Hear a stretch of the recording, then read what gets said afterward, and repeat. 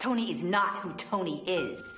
दोस्तों हमारी आज की कहानी बहुत ही ज्यादा गर्म और हॉट है, जिसे देख के आपका भी टुनटुना जग उठेगा। सो मूवी को ध्यान से और संभल के देखना। लेकिन दोस्तों मैं आपको बता दूं, ये मूवी की स्टोरी थोड़ी वियर्ड है, जो हमारे देश के कल्चर के हिसाब से बिल्कुल भी सुटेबल नहीं है। दोस्तों हमारी आज की कहानी एक लड़के के बारे में जो होमोसेक्सुअल होता है, लेकिन उसकी मदर उसे सेक्स करना सिखाती है। सो अब इंट्रो काफी हुआ, चलिए आते हैं वीडियो पर। हमारी मूवी का नाम है सेवेज ग्रेस, जो साल 2007 में रिलीज हुई थी। मूवी के स्टार्ट में हम बारबरा नाम की काफी ब्यूटीफुल लेडी को देखते हैं, साथ ही उसके हस्बैंड ग्रूक को देखते हैं। इन दोनों का एक बेटा भी है जिसका नाम टोनी है, लेकिन ग्रूक अपने बेटे टोनी को ज्यादा प्यार नहीं करता। वहीं उसकी माँ बारबरा टोनी को काफी प्यार करती है। अब ये दोनों लोग एक पार्टी में जाने के लिए रेडी होती हैं, लेकिन अपने बेटे के देखभाल के लिए वो मेड को घर पर ही रोक के जाते हैं। अब पार्टी में आने के बाद यहाँ के सारे आदमी बारबरा को ही देखते हैं, क्योंकि बारबरा सचमुच काफी हॉट एंड सेक्सी लग रही थी। फिर फाइनली बारबरा एक टेबल पे बैठ जाती है और अपने दोस्तों के साथ डिनर करती है, जहाँ बारबरा अपनी एक फ्रेंड सुमन से पूछती है क्या वो $10 मिलियन के लिए किसी इंसान का मीट खा सकती है, पर सुमन मना कर देती है। फिर बाद में बारबरा अपने हस्बैंड ग्रूक से पूछती है क्या वो $10 मिलियन के बदले सुमन के साथ सो सकता है, लेकिन ग्रूक बारबरा के इस क्वेश्चन का कोई आंसर नहीं देता। इवन उसे बहुत गुस्सा आता है। अब दोबारा से बारबरा ग्रूक से पूछती है क्या वो पार्टी के बाद मुझे किसी आदमी के साथ भेज सकता है, तो ग्रूक गुस्से से हाँ आप जा सकती हो। और होता भी ऐसा ही है। पार्टी खत्म होने के बाद बारबरा एक अनजान आदमी से लिफ्ट लेती है और उसके साथ चली जाती है, और ग्रूक अपने घर आ जाता है और लेट जाता है। अब रात में बारबरा घर आती है और टोनी को देखने के लिए झुकती है,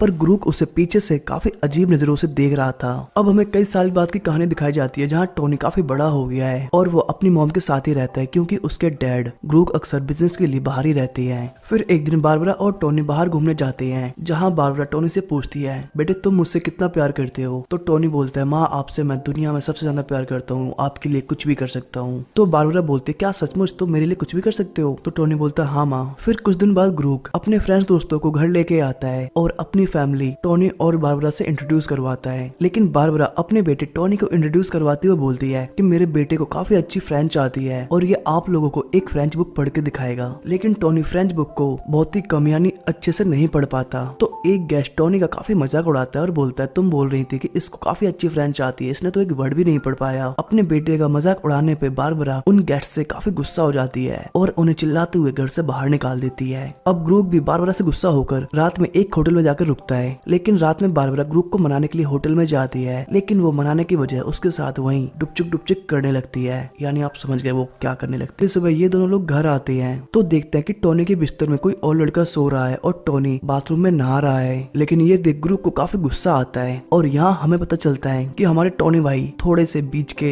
आदमी है, थोड़े क्या मतलब पूरे बीच के हैं। फिर हम कुछ सालों बाद का सीन देखते हैं, जहाँ टोनी अब बड़ा हो चुका है, मैच्योर हो चुका है, जो अपने दोस्त जैस के साथ एक बीच पे सुट्टा बार यानी एंजॉय कर रहा है और लड़कियों को ताड़ रहा है। फिर अगले दिन टोनी को उसे बीच पे ब्लैंका नाम की एक हॉट बंदी दिखाई देती है और ये दोनों लोग बात करते हैं और बात करते हुए वो टोनी के साथ काफी क्लोज हो जाती है। फिर अगले दिन वो ब्लैंका के बारे में अपने पेरेंट्स को बताता है, तो बारबरा सोचती है कि फाइनली मेरा बेटा माचो मैन बन गया और वो भी अब पिचकारियों की धार मारेगा, और इसलिए बारबरा टोनी के इस कारनामे से काफी खुश होती है। वाह बेटा वाह, मौज कर दी। अब नेक्स्ट डे टोनी के पेरेंट्स ब्लैंका से मिलते हैं और उसे लेके पार्टी करने के लिए एक बार में जाती है, लेकिन पार्टी में ग्रुप ब्लैंका पर डोरे डालता है, यानी अपनी बेटी की गर्लफ्रेंड पर डोरे डालता है। जी हाँ। फिर रात को ये चारों लोग एक होटल में रुकते हैं, जहाँ टोनी और ब्लैंका एक ही रूम में सोते हैं, और रात को पहली बार टोनी भाई किसी लड़की के साथ डुपचुक करता है, लेकिन थोड़ी देर में उनकी पिचकारी की दम निकल जाती है और वो ठंडे पड़ जाते हैं। फिर कुछ दिनों बाद हम बारबरा को देखते हैं, जो किसी काम से एयरपोर्ट पे गई थी, पर वहाँ वो ग्रूक को ब्लैंका के साथ देखती है। तब बारबरा समझ जाती है कि ग्रूक और ब्लैंका का चक्कर चल रहा है, और ये गरम सीन देख के वो गुस्से से वहाँ से निकल जाती है, और गुस्से की वजह से वो एक टैक्सी ड्राइवर के साथ अपनी गुल्लक के छेद में पानी भरवाती है और शांत होती है। फिर घर आ जाती है, पर यहाँ आके वो अलग ही नजारे देखती है। वो देखती है कि उसका बेटा टोनी अपने दोस्त जैक के साथ पलंग तोड़ रहा है, और ये देख के उसे काफी गुस्सा आता है। फिर कुछ दिनों बाद वो अपने बेटे टोनी को ग्रूक की सच्चाई बता देती है कि ग्रूक और तुम्हारी गर्लफ्रेंड ब्लैंका का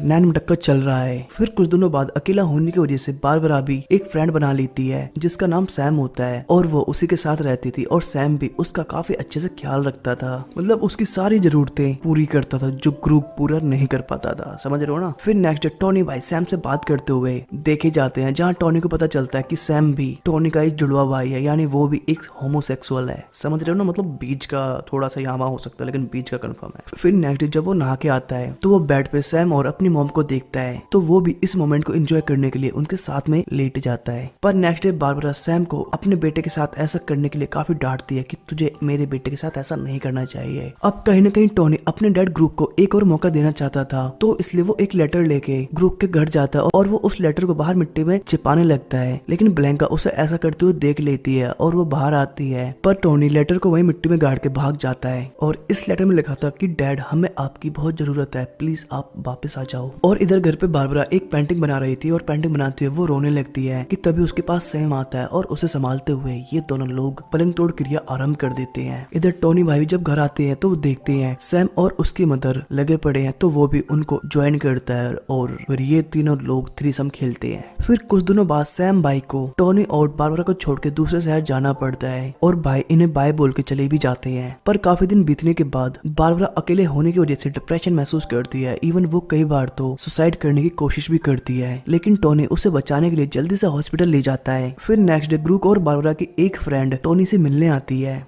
वो टोनी को बताती है कि तुम्हारे डैड ग्रुप अजीब ही किस्म के साइको इंसान है और वो बिल्कुल भी ठीक आदमी नहीं है, तो तुम लोगों को उनसे दूरी रहना चाहिए। फिर कुछ दिनों बाद हम बारबरा और टोनी को एक फ्यूनरल में देखते हैं जहाँ ग्रुप और ब्लैंका भी आए होते हैं, लेकिन ग्रुप अपने बेटे टोनी और बारबरा से बिल्कुल भी बात नहीं करता। और अब कुछ महीनों बाद बारबरा और टोनी लंदन शिफ्ट हो जाते हैं जहाँ बारबरा और टोनी नए नए दोस्त बना लेते हैं। फिर कुछ दिनों बाद बारबरा अपनी एक फ्रेंड के साथ मिलने जाती है और घर आके टोनी बारबरा को बताता कि मेरा भी एक फ्रेंड बन गया है। और ये सुन के बारबरा को अच्छा नहीं लगता कि उसका बेटा एक गे है, तो इसलिए वो उसकी इस आदत को छुड़ाने के लिए उसे सेड्यूस करने की कोशिश करती है और सेड्यूस करते हुए ये दोनों लोग खुदाई शुरू कर देते हैं और काफी दिनों तक ये लोग ऐसा ही करते हैं, लेकिन पता नहीं क्यों कुछ दिनों बाद टोनी की दिमागी हालत खराब हो जाती है और फिर इसके कुछ दिनों बाद टोनी और बारबरा में किसी बात को लेकर लड़ाई हो जाती है और साइको टोनी भाई चाकू से अपनी मॉम को मार देते हैं और मारने के बाद वो पुलिस को कॉल भी करता है और पुलिस के आने तक वो नूडल्स बॉक्स लेके अपनी मदर की डेड बॉडी के पास ही बैठ के खाता है। और जब पुलिस वाले वहां आते हैं तो देखते हैं कि ये डेफिनेटली मेंटल हो चुका है और इसलिए पुलिस वाले उसे मेंटल हॉस्पिटल भेज देते हैं। लेकिन कुछ दिनों बाद हमें पता चलता है कि वहाँ टोनी ने सुसाइड कर लिया है और इस तरह इस मूवी का एंड हो जाता है। सो दोस्तों, देखा ना आपने हॉलीवुड की कल्चर्स और वहाँ की मूवीज, पता नहीं वहाँ के डायरेक्टर और प्रोड्यूसर्स क्या सोच के इस तरह की मूवीज बनाते होंगे। और वैसे भी दोस्तों, हर गलत चीज और नाजिश चीज का एंड गलत ही होता है और सच में हमारा इंडिया बहुत ज्यादा अच्छा और सेफ है इन चीजों को लेकर के। सो थैंक्स फॉर वॉचिंग दोस्तों।